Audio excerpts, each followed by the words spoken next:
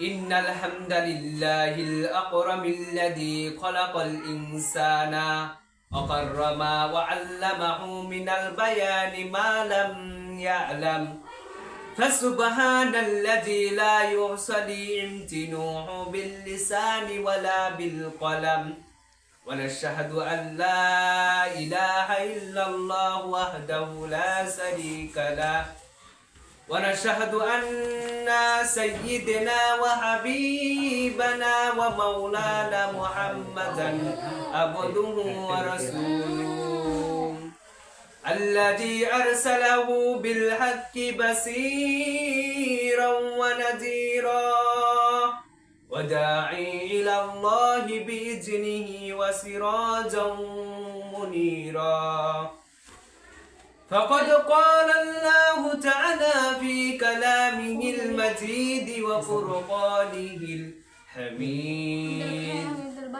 الحمد لله সমস্ত প্রশংসা সমস্ত গুণাগার সমস্ত গুণাকীর্ত সমস্ত তারিফ একমাত্র সেই মহান রব্বুল আলামিনের জন্য, যেই মহান রব্বুল আলামিন আমাদেরকে একটি মজলিসে আসার সুযোগ দান করে দিয়েছেন। সেই মহান রব্বুল আলামিনের জন্য আমরা একবার মহাব্বতের সুরে পান খুলে হৃদয় খুলে সকলেই শুকরিয়া আদায় করি, সকলেই বলি আলহামদুলিল্লাহ। নবীর উপর দুরূদ পাঠ করি, সকলেই বলি সাল্লাল্লাহু আলাইহি ওয়াসাল্লাম। সম্মানিত হাজিরিন, আজকে আমার আলোচনার বিষয় হচ্ছে তামাকের পরিচয়, তামাক অর্থাৎ মাদক দ্রব্য সেবনকারীর পরিণাম। এই বিষয়কে কেন্দ্র করে আমি কিছু কোরআন ও হাদিস থেকে কথা বলবো, যদি রব্বুল আলামিন আমাকে তৌফিক দান করেন। ওয়ামা তৌফিক ইল্লা বিল্লাহ। সম্মানিত হাজিরিন, আজকে আমার আলোচনার বিষয় হচ্ছে মাদক দ্রব্য সেবনকারীর পরিণাম। এই বিষয়কে কেন্দ্র করে আমি কিছু কোরআন ও হাদিস থেকে কথা বলবো। সর্বপ্রথম পয়েন্টে যাব, তামাকের পরিচয়। তামাকের পরিচয় কি জিনিস চলুন দেখি জেনে নি। সর্বপ্রথম পয়েন্ট হচ্ছে তামাকের পরিচয়। তামাক এক ধরনের গাছ, এর পাতা ও ডাল থেকে নানা ধরনের দ্রব্য তৈরি হয়। এগুলো বিভিন্ন ভাবে ব্যবহার হয়ে থাকে। কেউ তামাক পাতা পানের সাথে ব্যবহার করে, কেউ সরাসরি ব্যবহার করে, কেউ জর্দা হিসাবে ব্যবহার করে, কেউ গুড় হিসাবে ব্যবহার করে, আবার কেউ হুক্কা হিসাবে ব্যবহার করে। তবে তামাকের ব্যবহার, তবে বিড়ি সিগারেট হিসাবেই তামাকের ব্যবহার বেশি হয়ে থাকে। এই ব্যবহারকে আমরা ধূমপান বলে থাকি। সম্মানিত হাজির, এই সম্পর্কে বিস্তারিত কিছু আলোচনা করব যদি রব্বুল আলামিন আমাকে তৌফিক দান করেন। তাহলে সর্বপ্রথম পয়েন্টে যাব কি, ধূমপান। ধূমপান একটি নীরব ঘাতক, এই ব্যাপারে কারো দ্বিমত নেই। আমরা সকলেই স্লোগান দেই যে ধূমপান স্বাস্থ্যের জন্য ক্ষতিকর, ধূমপান স্বাস্থ্যের জন্য ক্ষতিকর।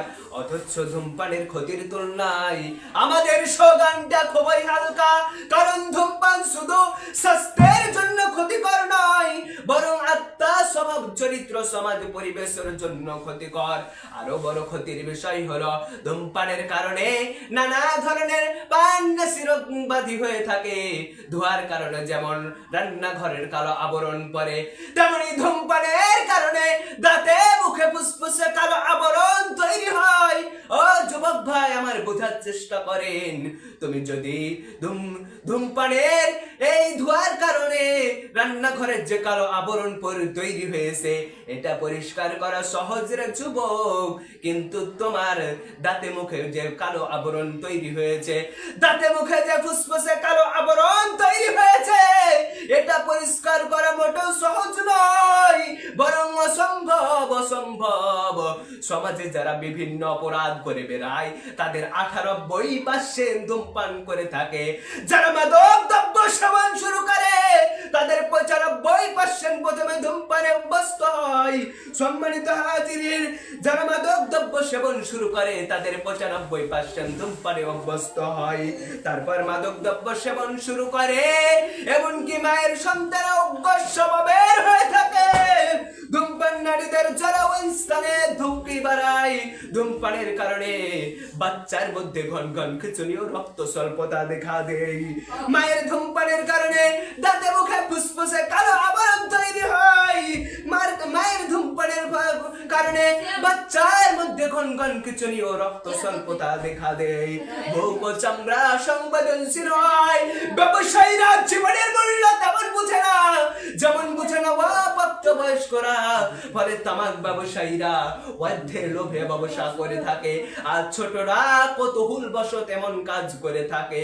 সম্মানিত হাজিরিন, একটু বোঝার চেষ্টা করেন, আলোচনাটা একটু বোঝার চেষ্টা করেন। ব্যবসায়ীরা কিসের জন্য এই কাজটা করছে? ব্যবসায়ীরা কিসের জন্য ধূমপানে অভ্যস্ত হচ্ছে? ধূমপানটা বিক্রি করছে, বিড়ি সিগারেটটা বিক্রি করছে, মাদক ব্যবসাটা কেন বিক্রি করছে?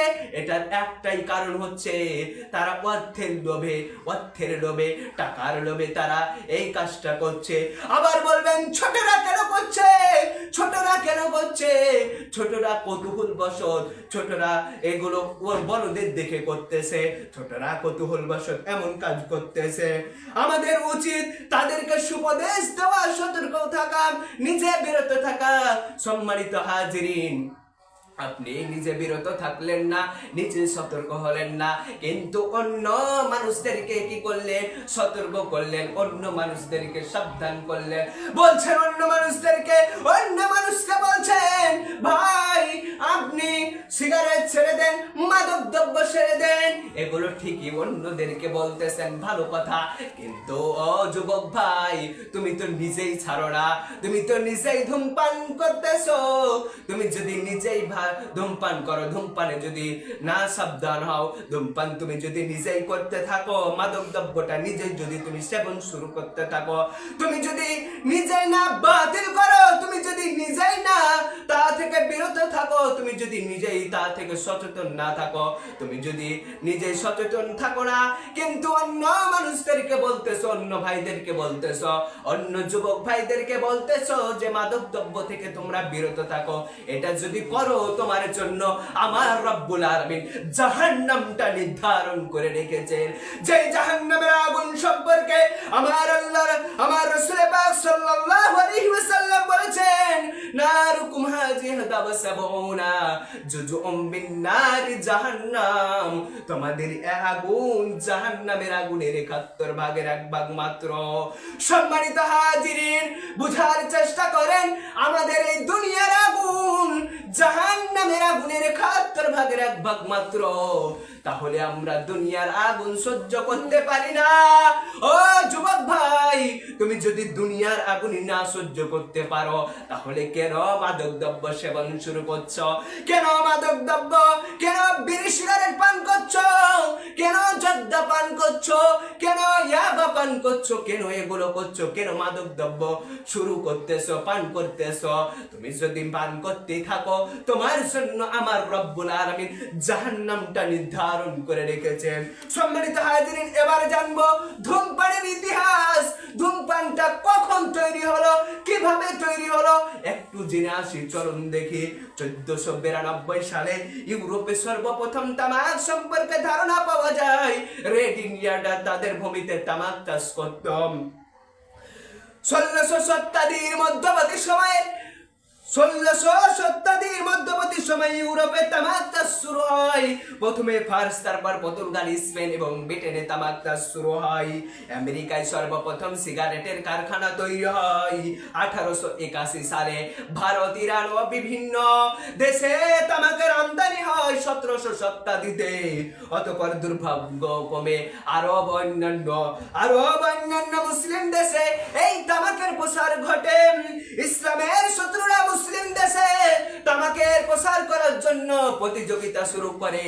মরক্কোতে সর্বপ্রথম তামাকের প্রচলন ঘটায় এক ইহুদি। জৈনিক অগ্নিপূজক সুদানে ধূমপানের প্রচলন শুরু করে। এভাবে বাংলাদেশ সহ অন্যান্য মুসলিম দেশে এই বাধির প্রসার ঘটে। শরীয়তের দৃষ্টিতে এবার চলুন দেখি একটু করে জেনে নি শরীয়তের দৃষ্টিতে ধূমপান কেমন। ধূমপানকারীরা সাধারণত কথা বলে যে কোরআন হাদিসে ধূমপান নিষিদ্ধ হওয়ার কোনো প্রমাণ নেই, কোনো দলিল নেই, কোনো কিছু নেই।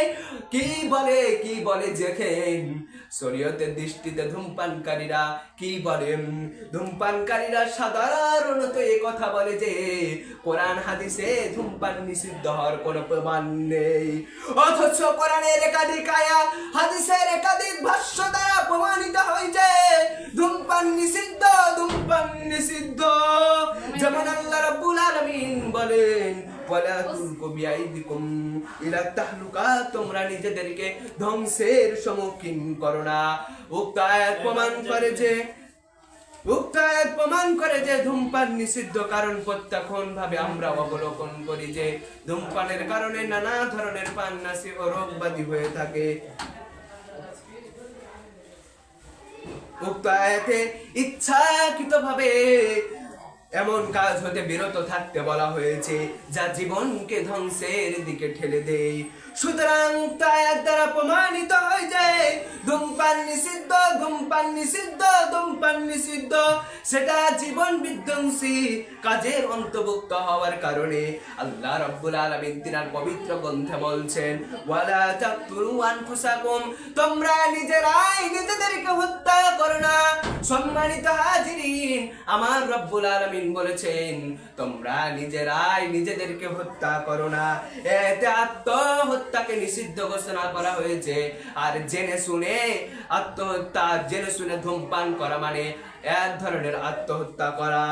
অনুরূপ ভাবে সহিহ হাদিস দ্বারা প্রমাণিত হয় যে ধূমপান নিষিদ্ধ। মুআবিয়া রাদিয়াল্লাহু আনহু বলেন আমি রাসূল পাক সাল্লাল্লাহু আলাইহি সাল্লামকে বলতে শুনেছি ইন্নাল্লাহা কারিহা লাকুম সালাসান কিলা ওয়া ক্বালা ওয়া ইজাআতাল মালি ওয়া কাসরাতাস সুয়ালি। আমার রাসূল পাক সাল্লাল্লাহু আলাইহি সাল্লাম বলেছেন আল্লাহ তাআলা তোমাদের জন্য তিনটি বিষয়কে অপছন্দ করেছেন। আমার রব্বুল আলামিন তোমাদের জন্য তিনটি বিষয়কে অপছন্দ করেছেন। 1 নাম্বার অযথা কথাবার্তা বলা, 2 নাম্বার সম্পদ নষ্ট করা, 3 নাম্বার অধিক হারে প্রশ্ন করা। যেই ব্যক্তি এই তিনটি কর্ম করবে আমার রাসূলের, আমার আল্লাহ তাআলা তিনাকে অপছন্দ করেছেন।